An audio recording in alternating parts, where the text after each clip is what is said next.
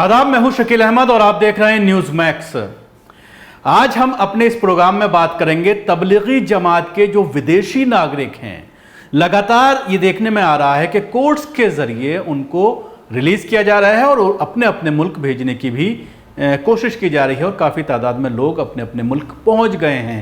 Overall क्या पूरी प्रक्रिया है, किस तरह से इन लोगों को छोड़ा जा रहा है, कितने लोग अभी जेलों में हैं और कितने लोगों को अभी तक छोड़ा जा चुका है और क्या पूरा इसमें कानूनी कार्रवाई चल रही है, इस पर बात करने के लिए हमारे साथ मौजूद हैं सुप्रीम कोर्ट के वरिष्ठ वकील एडवोकेट शाहिद अली।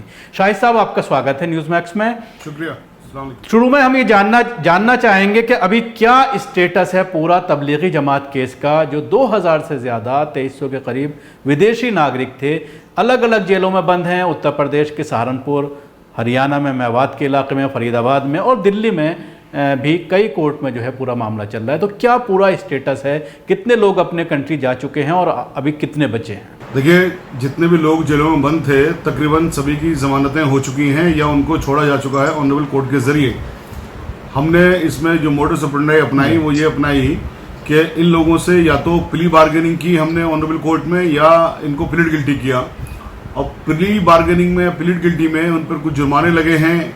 कुछ लोग जो ऑलरेडी अंडरगोन हैं, जो लोग ऑलरेडी जेलों में उनका टाइम हो गया, उनके मद्देनजर रखते हुए ऑनरेबल कोर्ट ने उनको छोड़ दिया है कि आपका टाइम इसमें जेल में ऑलरेडी इतना हो गया है, इसलिए आपको और नहीं रखा जाएगा, आपको छोड़ा जा रहा है। और साथ में गवर्नमेंट को डायरेक्शन दी है कि इनको इनके घरों पर, यानी जो भी इनके देश हैं, इनको वहां पर पहुंचाया जाए।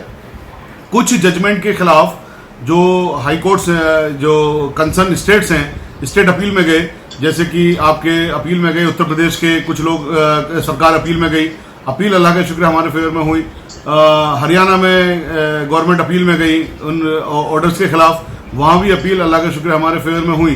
तो इसलिए इनका जो बाहर जाने का रास्ता है वो तकरीबन हमारा साफ हो चुका है और अच्छे खासे लोग चले भी गए हैं। जो थोड़े बहुत लोग बचे हैं वो इंशाल्लाह चले जाएंगे जल्दी ही। आपसे भी दुआ की दरख्वास्त है, जितने भी लोग सुन रहे हैं सब दुआ की दरख्वास्त। शाहिद साहब, इस पूरे मामले में जिस तरह से अभी सुप्रीम कोर्ट में हियरिंग शुरू हुई थी और उसमें ये चीज़ सामने आ रही थी कि केंद्र सरकार से ये मालूम किया गया था कि क्या सबको नोटिस सर्व किया गया, जो लोग, जिन लोगों को आपने आरोपी बनाया है कि आपने वीज़ा कानून का उल्लंघन किया है, अगर उन्होंने उल्लंघन किया है तो क्या उनसे कोई जवाब मांगा गया, क्या उनको नोटिस सर्व किया गया? तो उस पर सरकार कहीं ना कहीं बैकफुट पर नजर आई थी, क्योंकि सब किसी को, बहुत ही कम लोग थे जिनको नोटिस सर्व किया गया था। देखिए, जो पहला नोटिस था, पहले नोटिस सिर्फ एक आदमी को दिया गया था। एक ही नोटिस में तकरीबन 85 लोगों को नोटिस दिया गया था, एक ही नोटिस के जरिए। लेकिन अब जब ऑनरेबल सुप्रीम कोर्ट ने उनसे पूछा तो उन्होंने कहा कि हमने सबको अलग अलग नोटिस दे दिए हैं, हालांकि सबको अलग अलग नोटिस नहीं मिले थे। ये एक चीज है इसकी।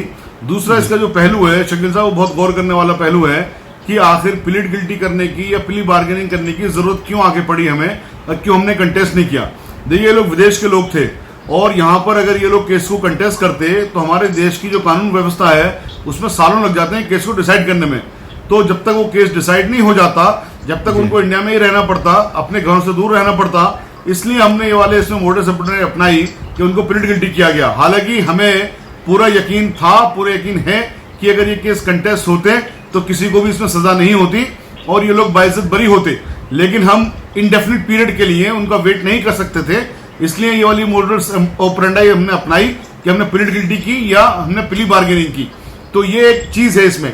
जो बैकफुट वाली बात है, बैकफुट में ऑनरेबल सुप्रीम कोर्ट में जब मैटर था, यस गवर्नमेंट बैकफुट पे गई, क्योंकि गवर्नमेंट ने जो काम किए हैं, खासतौर से केजरीवाल सरकार ने, ये सबके सामने है, बिल्कुल इलीगल इन्होंने काम किए और इलीगल काम के जरिए उन लोगों को इन्होंने सजा देने का काम की है जो लोग नबी करीम सल्लल्लाहु अलैहि वसल्लम के बताए हुए रास्ते पर चल रहे हैं, जो लोगों ने कभी कोई गुनाह नहीं किया, कभी कोई क्राइम नहीं किया, और जो लोग यहाँ पर आकर के फंस गए किसी भी तरह से, तो उनको ये मोहरा बनाया गया है।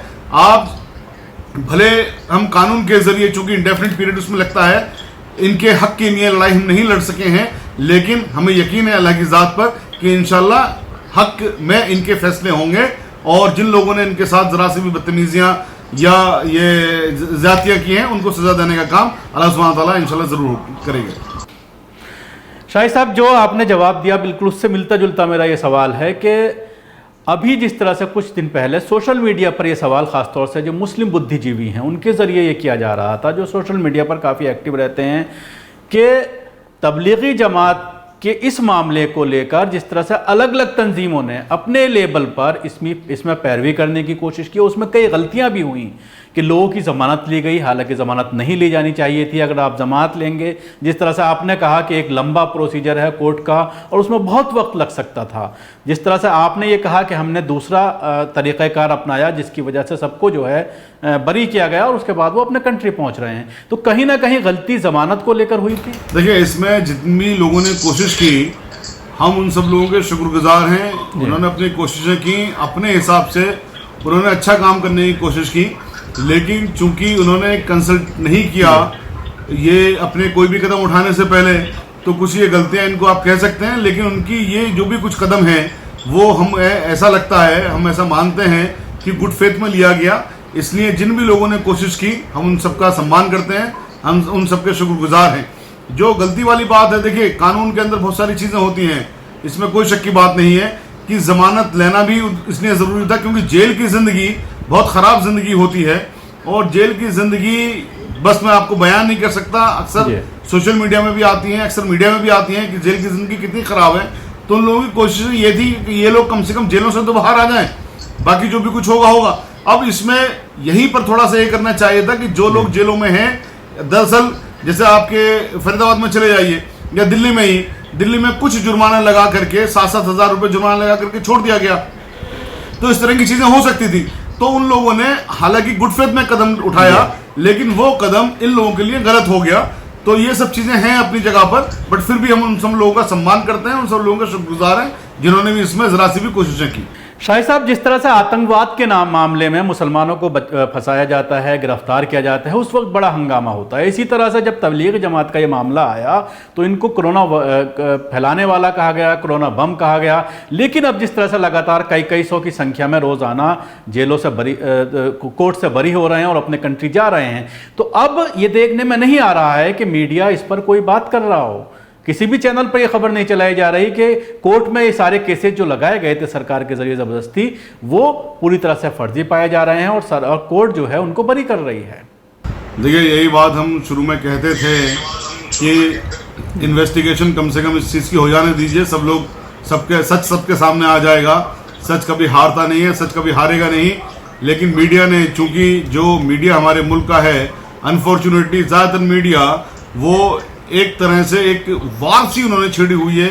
एक जिसको हिंदी में हमारे मुल्क में बहुत बोला जाता है जिहाद। इन मीडिया ने जिहाद छेड़ा हुआ है मुसलमानों के खिलाफ कि उन्होंने किसी भी तरह से मुसलमानों को बदनाम करने की कोई भी कसर उठा के नहीं रखनी है, कोई भी उन्होंने मौका नहीं छोड़ना है। तो उन्होंने उस मौके को पूरी तरह से भुनाया। जब उनके पास मौका था बदनाम करने का, गलत नियति से उन्होंने बदनाम करने का काम किया। आज जब ऑर्डर्स फेवर में आ रहे हैं तो बिल्कुल इनको सांप सूंघ गया है। ये बिल्कुल बोलने को तैयार नहीं है कि भाई सच पोजीशन ये थी, हकीकत पोजीशन ये थी और हम लोगों ने भी गलती की है।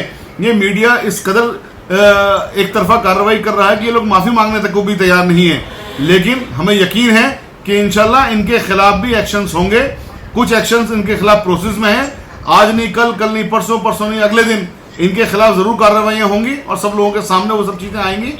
आप यकीन रखिए, आखिर में जीत सच की ही होगी। जैसे आज सच की हो रही है, इनके खिलाफ भी जब एक्शंस ऑनरेबल कोर्ट्स के जरिए या जो ऑनरेबल अथॉरिटीज है हमारे मुल्क की, उनके जरिए होंगे तो सब लोगों के सामने सच आ जाएगा कि क्या सच है।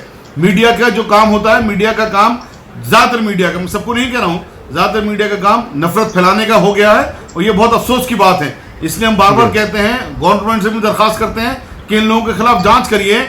ये काम तो बेसिकली विदेशी ताकतों का होना चाहिए था देश को तोड़ने का। तो जो विदेशी ताकतों के काम जो देश को तोड़ने का होना चाहिए था, ये हमारे देश का मीडिया आखिर क्यों कर रहा है? तो इनकी जांच होनी चाहिए कि ये कहीं उन विदेशी ताकतों के हाथ में तो नहीं खेल रहे हैं। तो इसलिए हम बार बार इस बात की भी डिमांड करते हैं और हम इस चीज़ के लिए भी बाकायदा पिटिशन ऑनरेबल कोर्ट में लगाने जा रहे हैं कि इसमें मीडिया के रोल की जाँच होनी चाहिए। शाहिद साहब, आखिरी सवाल इसमें करना चाहूँगा, अभी जो बचे हुए लोग हैं वो कितने हैं और उनका क्या प्रोसीजर अब चल रहा है? कब तक उम्मीद करें कि वो लोग भी अपने घरों तक पहुँच जाएंगे? देखिए, बहुत जल्दी इंशाल्लाह सब लोग अपने अपने घर तक पहुँच जाएंगे। सारी कार्रवाइयाँ चल रही हैं, फुल स्पीड में चल रही हैं, कहीं भी कोई दिक्कत अब नहीं है। आप यकीन रखिए, बहुत थोड़े से लोग बचे हैं और वो भी इंशाल्लाह जल्द से जल्द अपने अपने घरों तक पहुँच जाएंगे। बस सबसे मेरी दरख्वास्त है कि दुआ खैर में याद रखें, दुआ करें मसला से। शुक्रिया शाही साहब हमसे बात करने के लिए। ये थे तबलीगी जमात का जो पूरा केस देख रहे हैं सुप्रीम कोर्ट के सीनियर वकील शाहिद अली साहब, जो हमसे बात कर रहे थे। जिस तरह से लगातार मुख्तलिफ कोर्ट से पूरे मुल्क में जहाँ जहाँ पर भी तबलीगी जमात के लोगों के ख़िलाफ़ मामले दर्ज किए गए, उनको क्वारंटाइन किया गया, उनको जेल में बंद किया गया, उनको मुख्तलिफ कोर्ट के ज़रिए बरी किया जा रहा है, कुछ सज़ाएँ लगा करके उनको बरी किया जा रहा है, और उसके बाद वो अपने देश, अपने मुल्क वापस जाना शुरू हो गए हैं। बहुत थोड़ी तादाद है, उसको लेकर शाही साहब का ये कहना है कि वो भी इंशाअल्लाह जल्द ही अपने घर वापस लौट जाएंगे। धन्यवाद। आपको हमारा ये प्रोग्राम कैसा लगा ज़रूर बताएं। हमारे यूट्यूब चैनल को सब्सक्राइब करना ना भूलें, इसके साथ ही बेल आइकन ज़रूर दबाएं।